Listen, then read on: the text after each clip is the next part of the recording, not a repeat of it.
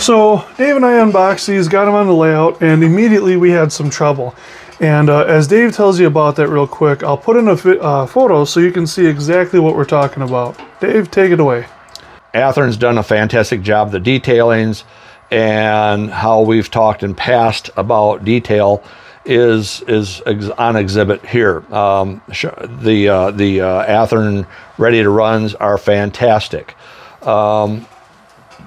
I can't speak highly enough of Athearn in the last few times out in our things that we have looked at with Athearn, like the 1500s and things like this.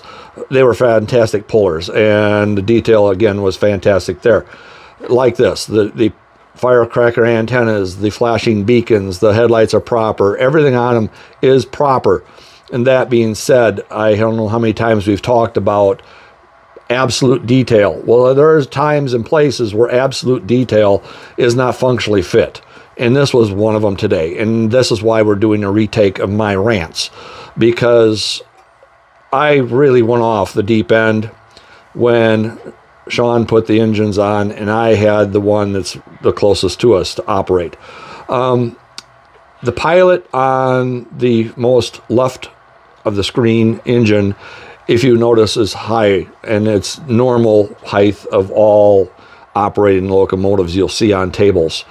The one on the right at the fueling rack, the pilot on that probably is very, very accurate to prototypical, if you will, if this is the case, because Athearn has been trying to be everything to everybody about accuracy. Well, that being said, details can be too far. This is a case.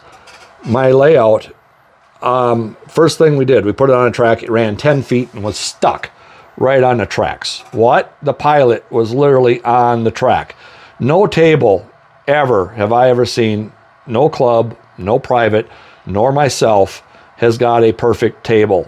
That pilot literally stopped the train from moving in several locations, including the yard, and you can see where the track is high enough not to have problems with ballast. And here we are. It's literally sticking on the track. Any slight differential in plywood or any manufacturers of track or slight cork differences is going to cause this grief. We tried to stick a piece of paper towel underneath the pilot. It hung up. Just trying to scrub it back and forth to get it underneath there. That's how close that pilot is on the engine on the right side, underneath the fueling rack. Again, details are wonderful. Sometimes, and you've heard me say it in the past, you'll see them laying on the table. If you got so accurate details, operational wise, you'll rip them off. This is one case I wish it would get ripped off. Athearn, I love you. And then this is rare to hear me say so, because for years I have been a guy who stands away from you. I think you've got an outstanding unit, and I will not talk any worse than I have right now about you.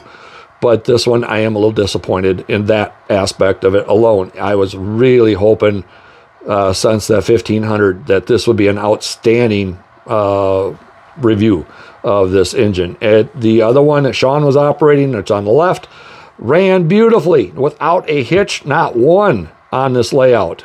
And we operated a lot of engines on this layout over the years, and this is the first one I ever seen that's on the right that can't make around the table. At first 10 feet, it stalled out. Literally, not because of power, not because of traction, it was the details that were literally rubbing the rail. So with that being said, Shawn, I am glad that you brought it over for us to see. Yeah, no, I mean, Athearn did a really good job with these. The detail's really good. It stands out, especially with the orange and black. It pops. I like what they did with the kind of primed for grime on the left there with number 250 with, you know, you got different spark arresters, you got some different details on there. Yeah. But as you said, you know, we had a little issue hanging up, and, you know, at what point does the detail get in the way of, you know, operations? And John and I have talked about that with the couple of different things with different models that we've had. But I think Athearn Ready to Roll usually, I would say 99% of the time, strikes that balance of all the detail or all the functionality. And I think we just got the one hiccup today here with this one. I don't know if this is a one-off or if it's just because of those pilots, and everyone that has this engine with those pilots is going to have an issue. But overall, the one on the left, number 250 there, had no issues today. I did a great job. I had a lot of fun running it. Dave had a lot of fun watching me run it. And I mean, these things were really great. I think if you guys are interested in getting one, I would seriously recommend it. Dave, thanks for letting me here at the layout run these guys around, and thanks for being my channel sponsor. Absolutely. I can't talk enough about the detail. It's wonderful. Yeah. I mean, they did an outstanding job. They should be proud of themselves, but on certain things, I wish they would kind of like not be absolute prototypical, and that was one of them, the pilot. Yeah, and I think that's a hit or miss thing. I don't think that's been a common issue in productions up to this point. Other manufacturers have problems with snowplows.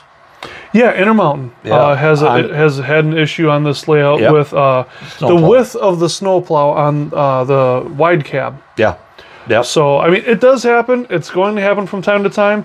I think what I'm going to do is shave these up a little bit, and if that doesn't work, I'm gonna break them off and, you know, maybe install a different one, or cut it off smooth and then just mount it up higher. That might be a better option. Don't know what to say about it, but I was horribly disappointed. Let's put it that way. It's not the fact that I just don't like it. I like it. Yeah. I just disappointed. It's just if it wasn't straight out of the box. Straight out. I think it was just because it was that feel like, oh man, we got these brand new engines. This is really exciting. Yep. Let's go run it, and then just bam. And it's not like it's just on one spot of the layout. It was about, you know, it was on a switch, it was on a curve, it was on a dip. It was just, you know, even if you had sectional track, you're gonna, you know, butt those, you know, ends up to each other, and they're not always going to be perfect. And I think this is one of the few times I can honestly say it would probably catch on just about anything, because we couldn't slide paper towel under there to clean the wheels. The paper towel wouldn't even clear the pilot to the tracks. Yeah, you had to scrub the paper towel back and forth. To try to work it underneath it. So, but it is a beautiful engine. I would say on every other level, this is a great engine. This is worth it. 5 out of 5. Yep. Great value. I got these without sound. I put low sound decoders in them. They've done great. But with that said, I think we're going to wrap it up. Thanks for having us here. Thanks for watching Shawn's Trains, and we'll see you in the next video. Yep. Outstanding job.